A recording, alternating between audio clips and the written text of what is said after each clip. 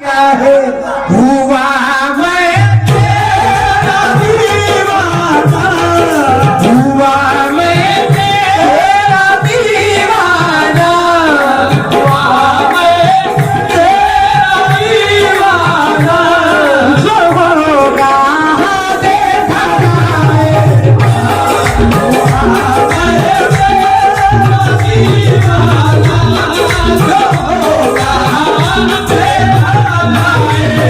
नमस्कार, मैं कामरान जोहार।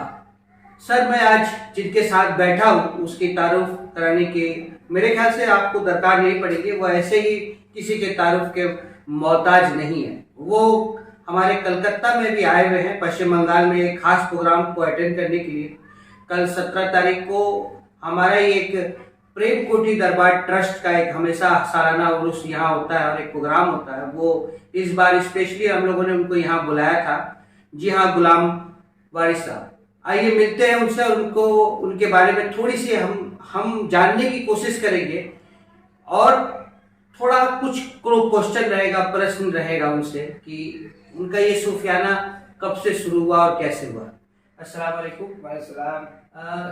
सर, ये सबसे पहला बात कि आपको बहुत बहुत मुबारकबाद कि आपने कलकत्ता में फिर से एक बार यहाँ विजिट किया और हमारे इस प्रेम कोठी दरबार ट्रस्ट में भी आए। और कल आपने बहुत उम्दा कलाम पेश किया, जो कल रात भर हम भी उस प्रोग्राम को अटेंड किए थे।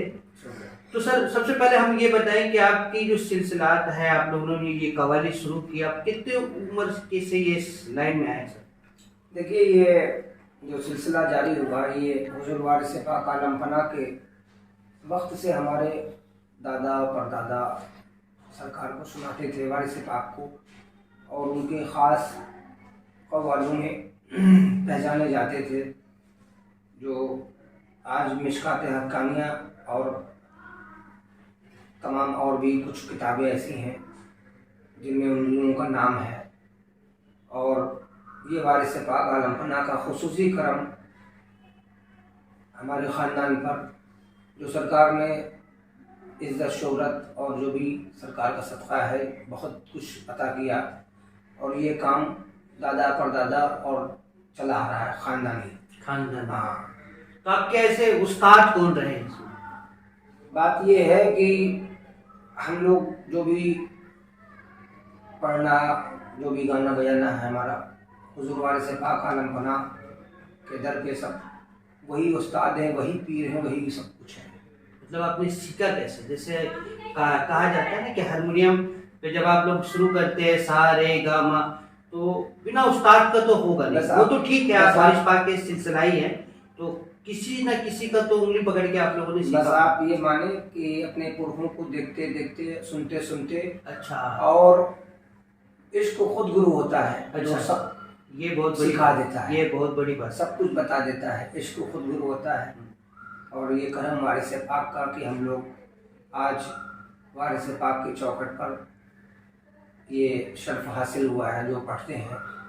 और ये करम आका का है कि हिंदुस्तान के कोने कोने में वारिस पंजतन का जश्न मनाया जाता है, और गरीब नवाज का भी जश्न होता है, जिसमें इस नाचिज़ को याद किया जाता है और मौला का सदका सरकार इज़्ज़त से नवाजते हैं।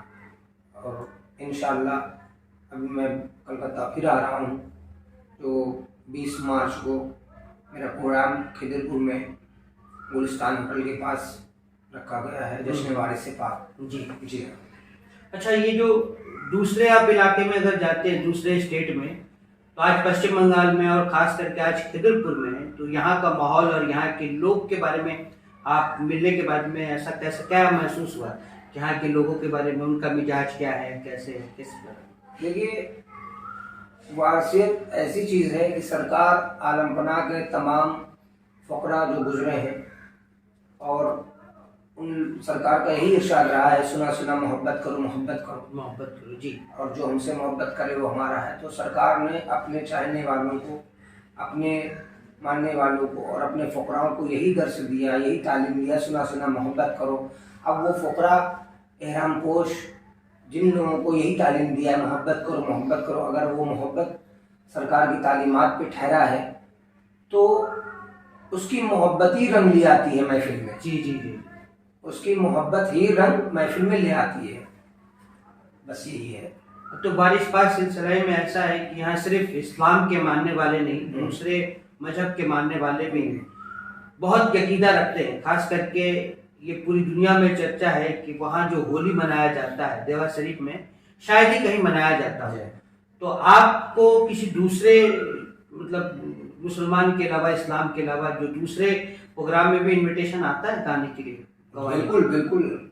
हुजूर वारिस पाक के चाहने वालों में मेरा ख्याल 70% कुछ ऐसे हिंदू भाई हैं जो हुजूर के इतने आशिक हैं और इतने चाहने वाले हैं, जो उन लोगों से कुछ गुफ्तगू मैं जब करता हूँ तो उन लोगों को भी 50 साल उनके पुरखे हो गए और सरकार के वक्त में भी रहे, तो वो भी कहने लगे कि एक दिन एक मुस्लिम आया सरकार के पास और कहने लगा, सरकार आप हिंदुओं के काम कर देते हैं और मुसलमानों के काम नहीं होते हैं। अच्छा। तो सरकार वारिस पाक ने ये फरमाया कि सुना सुना हिंदू हमका भगवान मानत है, अच्छा, हिंदू हमका राम मानत है, अच्छा, और मुसलमान हमको इंसान मानत है, तो इंसान का काम कहाँ करत है? कहाँ करते? ये उनको जवाब मिला। तो ये सरकार का फरमान कि सुना सुना एक सूरत पे ठहर जाओ, खुदा मिल जाएगा, और उसी सूरत में सब है। ये तो बात सही है सर कि कबीरदास ने जैसे कहा था कि नदियाँ एक घाट बहुत तेरे, कह कबीर सब मत के फेरे। तो एक जो तरीका है खुदा से मिलने का, आप किसी भी घाट और किसी भी रास्ते में खड़े हो, सिलसिला तो एक ही जगह मिलता है। अभी खास करके अभी इम्पोर्टेंट क्वेश्चन जो आपसे पूछना बहुत जरूरी रहेगा, क्योंकि आप पूरे हिंदुस्तान में जाते हैं और सरकार के पैगाम को पहुंचाते हैं कि मोहब्बत करो।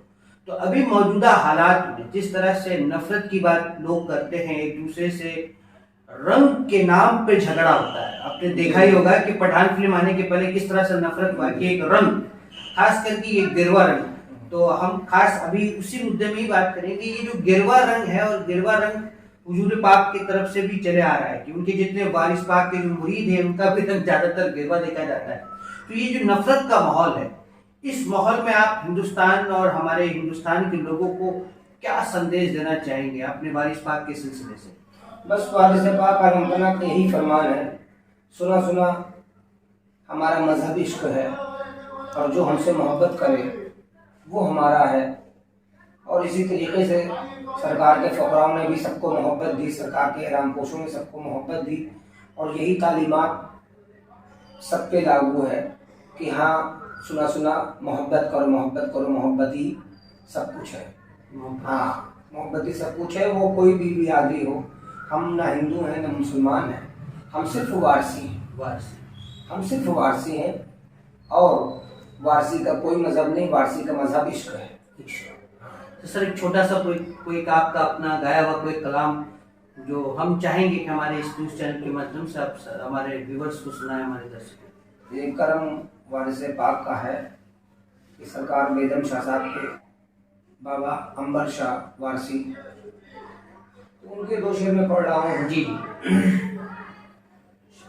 इश्क तू है मेरी रज़ा तू है, इश्क तू है मेरी रज़ा तू है, मेरा ईमान है खुदा तू है। न गरज गैर से न काबे से, मेरे सजदों की बस जगह तू है, मेरे सजदों की बस जगह तू है। धन्यवाद सर जी, आपने अपना कीमती समय हमको दिया। हम चाहेंगे सफर में चल रहा हूँ, जी जी जी, और पूरी रात थके हुए भी। तो हम सर हमेशा यही उम्मीद करेंगे कि ऊपर वाला परवरदिगार आपको और भी कामयाबी दे और आप शोहरत इसी तरह से हासिल करते रहे। मैं कामरान जोहा, अब फिर इनसे कभी मुलाकात होगा, जैसे कि ये कहे कि 20 तारीख को ये कलकत्ता आ रहे हैं, तो मैं आपको फिर से इनसे एक बार रूबरू कराऊंगा। धन्यवाद।